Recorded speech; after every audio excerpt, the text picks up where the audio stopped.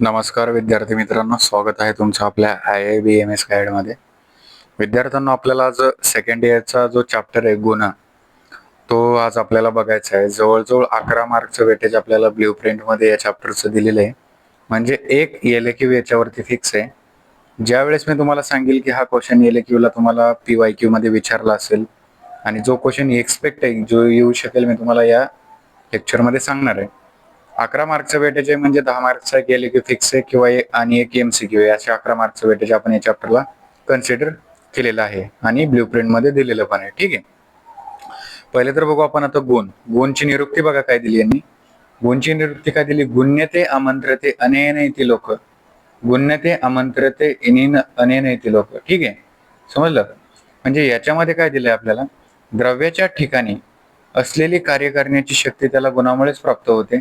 द्रव्याकडे लक्ष वेधण्याचे त्यांच्यातील कारण म्हणजे गुण आहे. काय गुण आहे त्यांच्यातील कारण? म्हणजे याच्यामध्ये काय सांगितलंय? आता एक द्रव्य आहे, हे काय एक द्रव्य, हे एक द्रव्य आहे आणि हे द्रव्य काय करतंय? ज्वर आहे, कासर आहे, म्हणजे समजा त्याचं ते कार्य आहे. कार्य आहे म्हणजे कार्य कशामुळे आहे? तर त्याच्यामध्ये असलेल्या गुणांमुळे. त्या गुण आहेत त्याच्यामध्ये.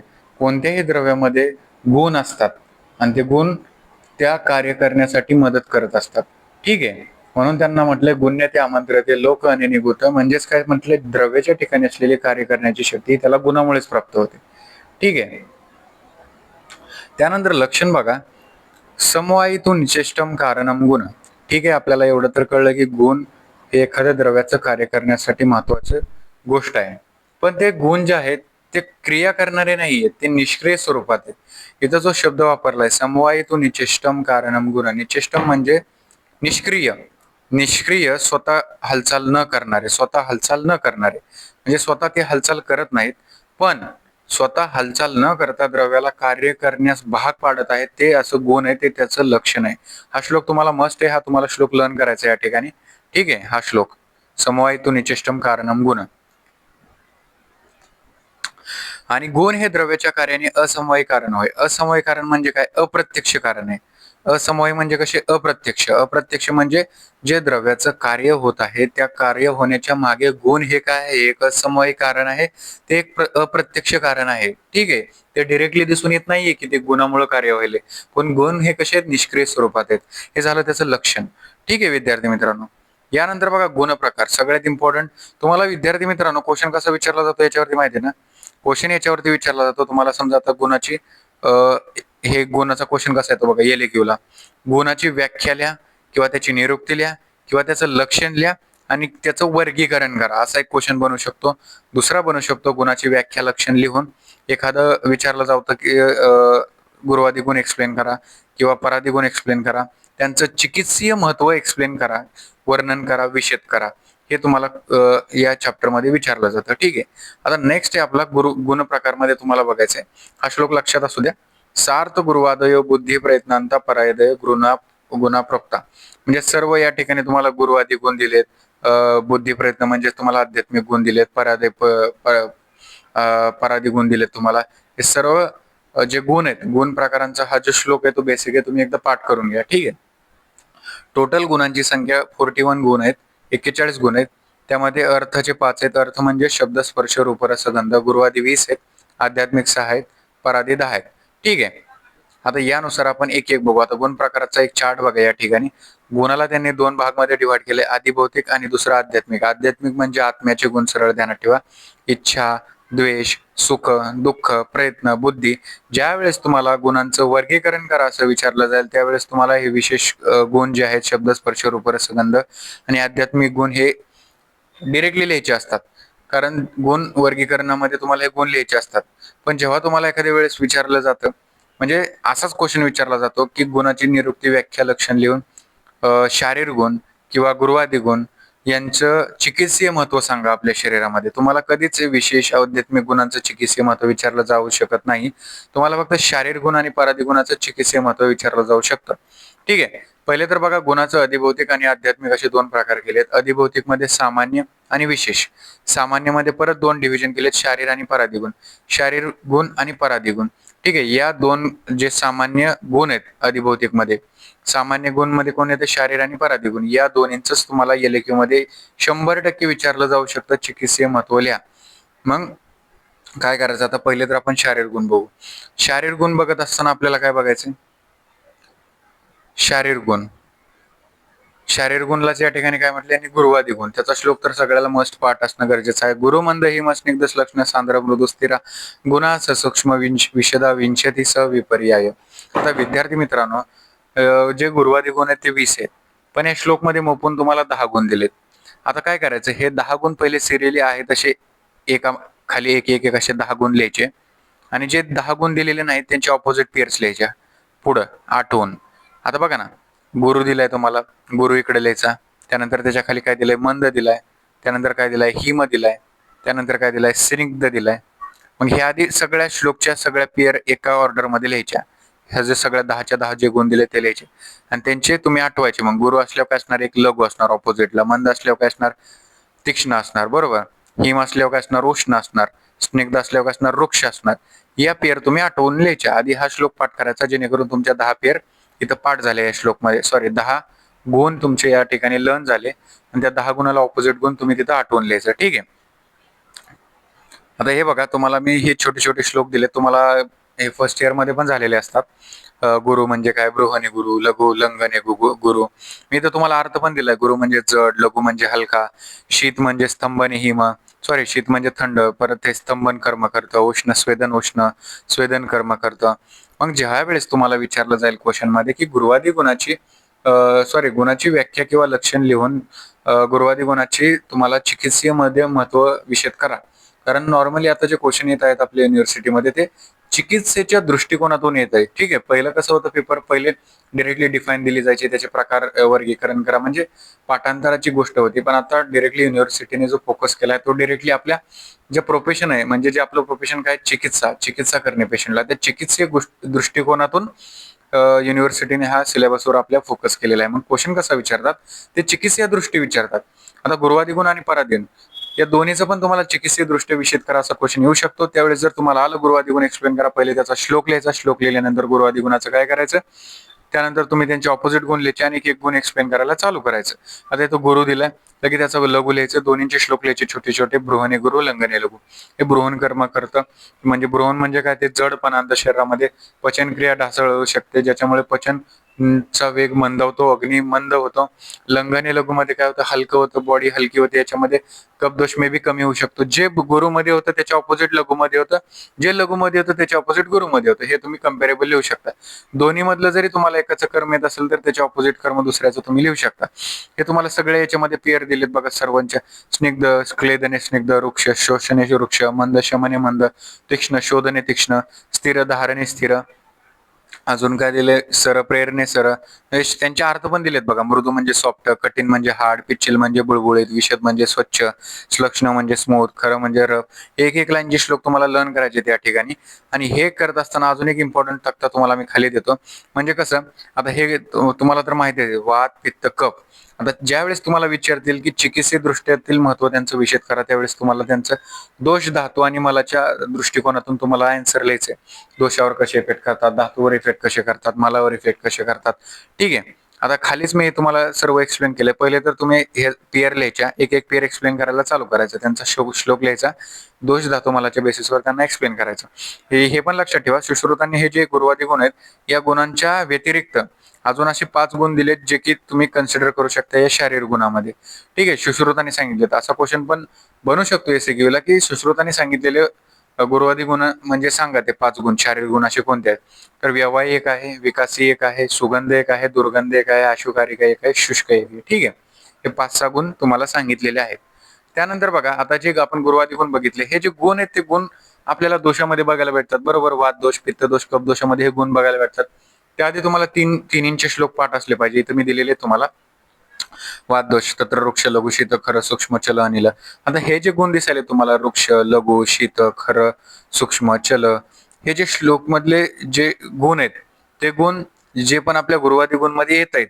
आता मला सांगा, इथं लघु आलाय, म्हणजे लघुच्या ऑपोजिट कोणता आहे? गुरु आहे. म्हणजे जो पण आपण लघुमध्ये लिहू त्याचा दोषावरचा परिणाम लिहू. लघु म्हणजे काय, वाद दोषामधला तो गुण आहे. म्हणजे लघु गुण काय करू शकतो, वाद दोष वाढवू शकतो. बरोबर. म्हणजे जे पण गुण तुमच्या त्या दोषामध्ये आहेत त्या गुणांची काय होऊ शकते, वृद्धी होऊ शकते, त्यांचा दोष वाढवू शकतो. म्हणजे समजलं. परत पित्त दोषामध्ये बघा, पित्तम सस्नेह तीक्ष्णोष्ण लघु विस्त्रम सरम द्रवम. आता याच्यामध्ये तीक्ष्ण दिलंय, तीक्ष्णोष्ण उष्ण दिलंय. म्हणजे उष्ण गुणामुळे काय होऊ शकतं, पित्त दोष वाढू शकतो. मग तुम्ही गुरुवादी गुणामध्ये जो उष्ण गुण आहे, उष्णच्या ऑपोजिट गुण काय आहे तुमचा, शीत आहे. म्हणजे जो उष्ण गुणामध्ये काय होईल, पित्तदोष वाढायला आहे. म्हणजे त्याच्या ऑपोजिट शीत गुणामध्ये काय होईल, पित्तदोष कमी होईल. असं कम्पॅरेबल स्टडी तुम्हाला करणं या ठिकाणी गरजेचं आहे. हे तिन्ही श्लोकांचे तुम्हाला गुण लक्षात ठेवणं पहिले तर गरजेचं आहे. दोषांचे गुण लक्षात ठेवणं गरजेचं आहे. आता इथे एक मी तक्ता दिलाय, इकडे बघा. द बृहणे, बृहणे कोण करते, गुरु. गुरु गुण कशाचा आहे, कफामध्ये येतो. कफामध्ये येतो गुरु, बरोबर. कफामध्ये काय होईल, तर कफ दोष वाढेल. बरोबर आहे, मी एरो दाखवलाय, कफ दोष वाढेल. आणि बाकीचे एक वाढला म्हणजे बाकीचे कमी होतात. आता लंगने लघु, लघु कशाचा गुण आहे, वाताचा गुण आहे. वात म्हणजे इथं वात वाढेल, कफ बाकीचे सर्व गुण कमी होतील. ध्यानात ठेवायचं फक्त हे जे आपण गुण बघतोय गुरुवादी गुण, हे जे गुण आहेत ते कोणत्या दोषाचे गुण येतात, त्या दोषानुसार आता हिम, हिम कशामध्ये येतो आपला, वात किंवा कफामध्ये येऊन जातो. मग हे दोन्ही पण दोष वाढतील आणि बाकीचा पित्त कमी होईल. उष्ण, उष्णामुळे पित्त वाढेल, बाकीचे दोष कमी होतील. म्हणजे कोणत्या दोषावर कोणत्या गुणामुळे कसा परिणाम व्हायला या ठिकाणी तुम्हाला समजलं. आता मला सांगा, इकडं इथं काय सांगितलं मी तुम्हाला, इथं वाद दोष वाढतोय. ठीक आहे. आता ज्या पण ठिकाणी वाद दोष वाढतोय त्याच पंचमहाभूतिक संघटन इकडे लिहायचं, पंचमहाभूतचं संघटन लिहायचं. आता इथं काय वाढतंय, समजा इथं काय वाढतंय, आता इथं कफ वाढतंय बघा. कशामध्ये, शमन आहे. शमन आहे मंद, मंद गुण आहे. मंद गुण कशाचा आहे, कफाचा आहे. म्हणजे इथं कफ धातू वाढतोय, सॉरी कफ दोष वाढतोय. म्हणजे याच्यामध्ये पंचभौतिक संघटन कशाचं प्रधान असेल, पृथ्वी आणि जल. पृथ्वी आणि जल म्हणजे आपल्याला दोषावर याचा परिणाम समजला, गुणांचा. पंचमहाभूतावर याचा परिणाम समजला. धातूवरती परिणाम कसा आहे याच्यामध्ये, धातूमध्ये तुम्हाला ध्यानात ठेवायचं क्षय आणि वृद्धी. डिरेक्टली सांगतोय, आता जे आपण श्लोक लिहिला होता पहिले, हा श्लोक, गुरुमंद हिमस्निग्ध श्लक्ष्ण मासांद्र मृदू स्थिरा गुणास सूक्ष्म विषदा स विपर्याय. याच्यामध्ये एक ट्रिक सांगतो तुम्हाला. धातूवर परिणाम करणारे धातुवर्धक आणि क्षयकर, म्हणजे तुम्ही कोणता गुण धातू क्षयकर आहे आणि धातू वृद्धिकर आहे हे तुम्ही कसं सांगू शकता. जे पण मी तुम्हाला हा श्लोक मध्ये दिलेले गुण आहेत हे सर्व धातू वृद्धिकर आहेत. हे ट्रिक आहेत, ध्यानात ठेवा. हे सर्वच्या सर्व गुण कसे आहेत, सर्वच्या सर्व धातू वृद्धिकर गुण आहेत. ह्यांच्या जे ऑपोजिट आहेत ते धातू क्षयकर आहेत. फक्त याच्यातले सूक्ष्म आणि विशेष जे गुण आहेत ते धातू क्षयकर गुण आहेत. मी काय म्हटलं, श्लोक मधले सर्वच्या सर्व गुण कसे आहेत, धातूला वृद्धी करणार आहेत. फक्त या श्लोक मधले सूक्ष्म आणि विशेष हे कसे आहेत, धातू क्षय करणार आहेत. म्हणजे याच्या जे विरुद्ध आहेत, सूक्ष्म आणि विशेषचे जे ऑपोजिट वाले गुण आहेत ते कसे असतील, वृद्धी करणारे, धातूच्या वृद्धी करणारे. ठीक आहे. फक्त हे दोन गुण. ठीक आहे. धातूवरचा परिणाम समजला, दोषांवरचा परिणाम समजला, पंचभौतिक संघटन समजलं. आणि मलानुसार बघा, मलाचं काय करते, प्रवर्तक अप्रवर्तक. या ठिकाणी मलाचं तुम्ही कसं सांगू शकता, काय कोणतं शोषण करते का, काय करते का, हे तुम्ही एकदा लर्न करून घ्या मलांचं, कारण ते तुम्हाला पाठ करणं आहे. आता इथं काय सांगितलंय, धारणे स्थिर, स्थिर काय करते, स्तंभन कर्म करते. त्यानंतर परत इकडे काय करते, सूक्ष्म काय करते, क्षय कर्म करते. मलावर तुम्ही जरी दोष, धातू आणि पंचमौद्धिक संघटन जरी लिहिलं तरी तुम्हाला मार्क चांगले पडू शकतात. चिकित्सीय महत्व विषय करा म्हटल्यावर त्या गोष्टीवर लिहिल्यानंतर. ठीक आहे. तुम्हाला फक्त समजणं गरजेचं आहे गुरुवादी गुण. त्यानंतर बघा परादी गुण. परादी गुण किती दिले तुम्हाला, 10 दिलेत. हा श्लोक पाठ करून टाका, ज्याच्यामध्ये तुम्हाला सर्वच्या सर्व परादे 10 गुण दिलेत. परापरत्वे युक्तिश्च संख्या संयोगे एवच विभागश्च पृथकत्वश्च परिणामत्वी संस्काराभ्यास इत्यत्य गुणज्ञेय अपराधे सिद्ध पायाते चिकित्साय लक्षणे स्थार प्रयश. हा श्लोक तुम्हाला दिलेला आहे. याच्यामध्ये परत्व, त्यानंतर अपरत्व, युक्ती, संख्या, संयोग, विभाग, पृथकत्व, परिमाण हे तुम्हाला संस्कार, अभ्यास हे 10 गुण तुम्हाला या ठिकाणी दिलेले आहेत. परादी गुण आता यांचं डिटेलमध्ये बघू. परत्व म्हणजे कसं, जवळचा, जो की प्रधान आहे, श्रेष्ठ आहे. म्हणजे आपण चिकित्सेमध्ये ह्याचा वापर आता करू शकतो. तर एखादा 2 औषध आहेत आपल्याकडे, त्यांना परादी गुणांच्या बेसिसवर आपल्याला पेशंटला द्यायचंय, तर कसं, हा हे एक चांगलं औषध आहे, हे प्रधान औषध आहे, हे श्रेष्ठ आहे, मग आपण त्या औषधाची निवड करू शकतो. आणि जर ते कनिष्ठ असेल तर ते अपरत्व. कनिष्ठ म्हणजे कसं, अप्रधान, निकृष्ट, म्हणजे जे श्रेष्ठ नाहीये औषध निवड करताना हे शब्द आपण वापरू शकतो. हे परादी गुण आपण या ठिकाणी वापरू शकतो. त्यानंतर युक्ती. आता आपल्याला कळलं पाहिजे की समोरच्या पेशंटला कोणता डिसीज झालाय आणि त्यानुसार आपण योग्य औषधाची निवड करणं गरजेचं आहे. आणि ती योग्य औषध कशाद्वारे आपण निवड करू शकतो, आपली युक्ती योजना. ठीक आहे. त्या ठिकाणी युक्ती हा शब्द वापरलेला आहे. त्यानंतर दिले तुम्हाला संख्या. आता संख्या म्हणजे किती औषधं द्यायची आहेत पेशंटला, त्यावेळेस आपण काय वापरतो, नंबर्स वापरतो, संख्या. ठीक आहे. त्यानंतर संयोग, दोन द्रव्यांचा या ठिकाणी संयोग केल्यावर तिसरं जे द्रव्य तयार होईल ते कसं द्रव्य आहे, त्याच्या प्रॉपर्टी काय, त्याचे गुण काय, त्याचे कर्म काय, हे संयोगामध्ये सांगितलंय. ठीक आहे. याच्यामध्ये नित्य आणि अनित्य सांगितले, समवायी आणि संयोग कर्म. त्यानंतर बघा विभाग, एक द्रव्य म्हणजे आता आपण संयोग केलं, दोन द्रव्यांचा एक संयोग केलं, एक द्रव्य तयार झालं, पण जेव्हा त्या द्रव्याला आपण ब्रेक करू, त्याचा विभाग करू, ते काम कसं करतंय, त्याला विभाग या ठिकाणी हा शब्द वापरलाय, अर्थ वापरलाय. पृथकत्व म्हणजे दोन द्रव्य आहेत, हे दोन द्रव्य आहेत, हे द्रव्य, पहिलं द्रव्य दुसऱ्या द्रव्यापासून वेगळं कशामध्ये, म्हणजे पहिले दोन द्रव्य आहेत, एक द्रव्य आहे आणि दुसरं एक द्रव्य आहे, दोघांचे कर्म वेगवेगळे आहेत, पण एका द्रव्याचं कर्म दुसऱ्या द्रव्याच्या कर्मापेक्षा काय वेगळं आहे, पृथकत्व काय ते सांगितलं. वेगळे पण काय सांगितलं, uniqueness of the substances with differentiation. मग कळलं, पृथकत्व म्हणजे काय, त्या द्रव्याचं एक विशिष्ट पण दुसऱ्या द्रव्याच्या तुलनेमध्ये. ठीक आहे. त्यानंतर आहे परिमाण. परिमाण म्हणजे क्वांटिटी, मात्रा. एखादं द्रव्य देताना आपल्याला त्याची मात्रा किती द्यायची हे याच्यामध्ये सांगितलंय. त्यानंतर संस्कार, त्याच्यावरती कोणते गुण केलेत, गुणांतर संस्कार, गुणांतर धान मुच्यते, हे तुम्हाला संस्कारामध्ये सांगितलेत. त्या द्रव्यावरती त्याच्यावरती कोणते संस्कार केलेले आहेत जेणेकरून ते औषध एकदम इफेक्टिव्ह बनेल. आणि अभ्यास, हे तर आपल्याला रेग्युलर यूज आहे, त्या औषधाचा अभ्यास करणं आपल्याला गरजेचं आहे. समजलं, एवढं आपल्याला या चॅप्टर मध्ये शिकायला भेटलेलं आहे. क्वेश्चन कसा विचारला जातो मी तुम्हाला सांगितलं, तरी अजून एकदा सांगतो मी तुम्हाला. पहिलं बघा, हा जो चॅप्टर आहे गुण, गुण मध्ये तुम्हाला याचं करायचंय व्याख्या, निरुक्ती, लक्षण, हे तीन विचारल्यानंतर तुम्हाला विचारतील की गुणांचं वर्गीकरण करा, गुणवर्गीकरण करा, असा एक क्वेश्चन येऊ शकतो.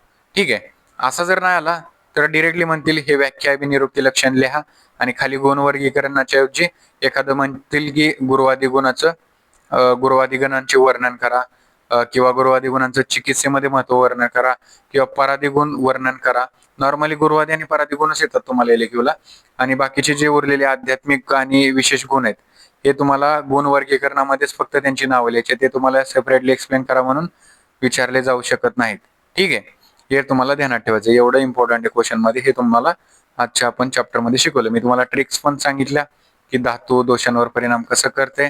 त्यानंतर आपण हे सर्व एका श्लोकाद्वारे शिकलो, आणि हे तुम्हाला दोषाचे एक श्लोक लर्न करायचे बरं का. हे दोषांचे श्लोक तुम्हाला लर्न करायचे, जेणेकरून ज्याच्यामध्ये दिलेले जे गुण आहेत त्या गुणावरून तुम्हाला समजून जाईल की गुरुवादी गुण कोणते आहेत त्यामधले, आणि त्या गुरुवादी गुणांनुसार कोणत्या दोषाची वृद्धी होईल. ठीक आहे विद्यार्थी मित्र, या ठिकाणी आपलं 11 मार्कचं वेटेज कंप्लीट झालेलं आहे. आपल्याला गुणवर्गीकरण हा चॅप्टर कंप्लीट झालेला आहे. तर भेटूया नवीन लेक्चर मध्ये. Stay high at your learning.